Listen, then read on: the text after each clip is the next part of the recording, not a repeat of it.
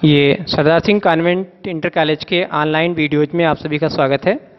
ये कक्षा 8 का पाठ 1 सूक्ष्मजीव का वीडियो नंबर 3 है। इससे पहले वीडियो नंबर 2 में आपने पढ़ा था कि सूक्ष्मजीव से क्या क्या जो है लाभ है हमें, है ना, वो हमारे लिए किस प्रकार से फ़ायदेमंद है। और वीडियो नंबर 1 में आपने पढ़ा था कि सूक्ष्मजीव की परिभाषा, कि सूक्ष्मजीव क्या होते हैं जिन्हें हम अपनी साधारण आंखों से नहीं देख सकते, और ये कितने वर्गों में इनको वर्गीकृत किया गया है। तो हमने वहाँ पर पढ़ लिया था कि इन सूक्ष्म जीवों को 5 वर्गों में वर्गीकृत किया गया है। पहला वर्ग क्या था? विषाणु, दूसरा जीवाणु, फिर कवक, शैवाल और प्रोटोजोआ। तो इनको इन 5 वर्गों में वर्गीकृत किया गया है। वीडियो नंबर 2 में हमने पढ़ा कि इन सूक्ष्म जीवों से हमें क्या लाभ हैं। अब वीडियो नंबर 3 में हम पढ़ेंगे कि इन सूक्ष्म जीवों से हमें क्या हानियाँ हैं। ये सूक्ष्म जीव जो कि हमें अपनी साधारण आंखों से दिखाई नहीं देते, ये हमें अनेक प्रकार से हानि भी पहुंचाते हैं। ये भी संभव है कि हमें हानि भी पहुंचा दें। ठीक है, तो सूक्ष्मजीवों से हमें क्या हानियां, इनको हम पॉइंट वाइज पढ़ेंगे। सबसे पहला पॉइंट आप देख रहे हैं कि कुछ सूक्ष्मजीव ऐसे होते हैं जो हमारे भोज्य पदार्थों को खराब कर देते हैं। वर्षा ऋतु में कई बार आपने देखा होगा कि जो भोज्य पदार्थ होते हैं, जैसे डबल रोटी है, ब्रेड है, अगर इन सब में नमी की मात्रा पहुंच जाए, नमी हो जाए, तो फिर वहाँ पर सफ़ेद सफ़ेद रंग के आपको दिखाई देंगे, वो कवक होते हैं। और जैसे कि अचार है, इसमें भी ये सफ़ेद रंग का आपने देखा होगा। तो ये सब क्या है कि भोज्य पदार्थों को क्या करते हैं, खराब करने का काम करते हैं। कई प्रकार के जीवाणु भी भोज्य पदार्थों को विषैला बना देते हैं, और वो भोज्य पदार्थ खाने से फिर हम क्या हो सकते हैं, बीमार हो सकते हैं। ठीक है, तो सूक्ष्मजीव हमारे भोज्य पदार्थों को खराब करने का काम करते हैं। कई बार फल और सब्जियां भी जो है खुली हवा में रखने पर अगर वो कटी हुई हैं तो क्या है, वो सड़ने लगती हैं। तो उन्हें वहाँ पर भी सूक्ष्मजीव उत्पन्न होते हैं और वो उनको खराब करने का काम करते हैं। दूसरा क्या है, कुछ सूक्ष्मजीव ऐसे होते हैं कि जो हमें बीमार बना देते हैं, हमारे शरीर के अंदर विशेष प्रकार के रोगों को फैलाने का काम करते हैं। जैसे एक सूक्ष्मजीव होता है ट्यूबरकुलस बैसिलस, है ना, ये एक प्रकार का जीवाणु है और जो हमारे अंदर टीबी रोग को उत्पन्न करता है, यानी कि तपेदिक, है ना, तपेदिक क्षय रोग को उत्पन्न करता है। और ये हमारे फेफड़ों को जो है क्या कर देता है, खराब कर देता है, उनका क्षरण करता है।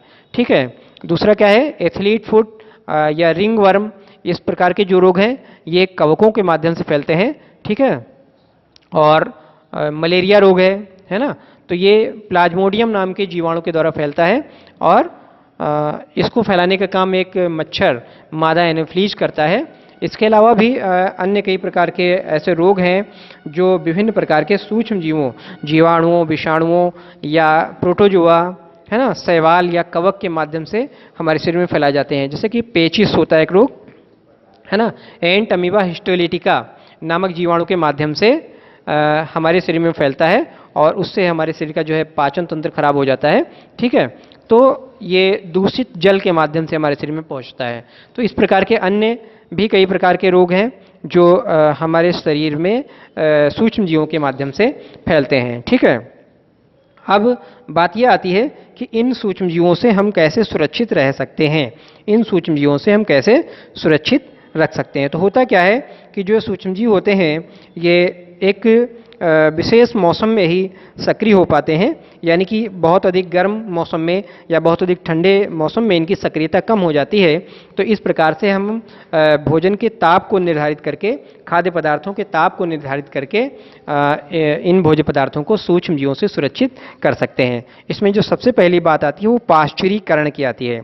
असल में एक वैज्ञानिक थे लुईस पाश्चर, इन्होंने 1822 ईस्वी में जो है एक फ्रेंच वैज्ञानिक थे, इन्होंने एक विशेष विधि बताई भोजन को संरक्षित करने की, और उसमें इन्होंने कहा कि विशेष तापमान पर, यानी 70 डिग्री सेंटीग्रेड पर दूध को गर्म करके उसको जो है कुछ देर तक इस टेम्परेचर पर गर्म करें और उसके थोड़ी देर के बाद फिर उसको क्या है, अचानक ठंडा कर दें।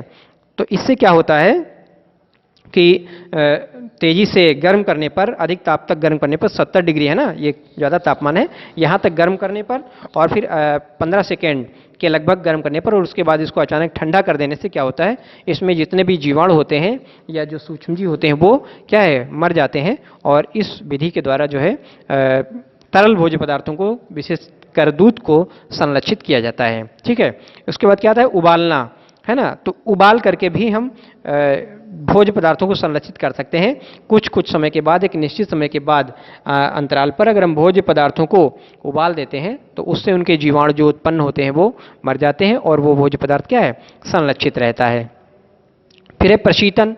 आपके घरों में क्या है, प्रशीतक होते हैं, फ्रिज होते हैं, और फ्रिज के माध्यम से हम भोज्य पदार्थों को संरक्षित कर सकते हैं और उसमें रखे गए भोज्य पदार्थों में जो बैक्टीरिया होते हैं वो सक्रिय नहीं हो पाते हैं और उनके सक्रिय ना होने की वजह से वहाँ पर जो रखे गए भोज्य पदार्थ हैं वो खराब नहीं हो पाते हैं, बैक्टीरिया उनको नुकसान नहीं पहुँचा पाते हैं।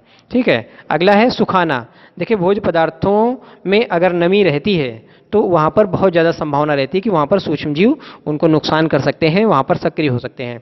तो कुछ भोज्य पदार्थ ऐसे होते हैं, खास करके जैसे अनाज है ना, तो इसको हम लोग सुखा के रखते हैं। सुखाने से उसमें नमी की मात्रा समाप्त हो जाती है और नमी की मात्रा ना रहने से बैक्टीरिया के सक्रिय होने की संभावना भी कम हो जाती है। तो भोज्य पदार्थों को सुखाना भी सूक्ष्मजीवों से सुरक्षित करने का एक प्रचलित उपाय है। और अगला है डिब्बा बंद करना। आपने बहुत सारे भोज्य पदार्थों को देखा होगा, उसमें एक विशेष प्रकार की गैस को भर करके और उनको डिब्बा बंद कर दिया जाता है। और ये डिब्बा बंद जो भोज्य पदार्थ होते हैं वो खराब नहीं होते, क्योंकि वहाँ पर बैक्टीरिया नहीं सक्रिय हो पाते उस गैस की वजह से और उन भोज्य पदार्थों को खराब वो नहीं कर पाते हैं। तो इस प्रकार से हम देखते हैं कि सूक्ष्मजीवों से क्या हानियाँ हैं और सूक्ष्म जीवों से हम किस प्रकार से बचाव कर सकते हैं। तो ये इस पाठ का यानी पाठ 1 का वीडियो नंबर 3 था और ये पाठ अब यहाँ पर समाप्त हो जाता है। आप लोग अपनी बुक में इन तीनों वीडियो को देख करके अपनी बुक में पढ़ेंगे और इसकी जो एक्सरसाइज है वो हम आपको अगले वीडियो में सॉल्व करवाएंगे।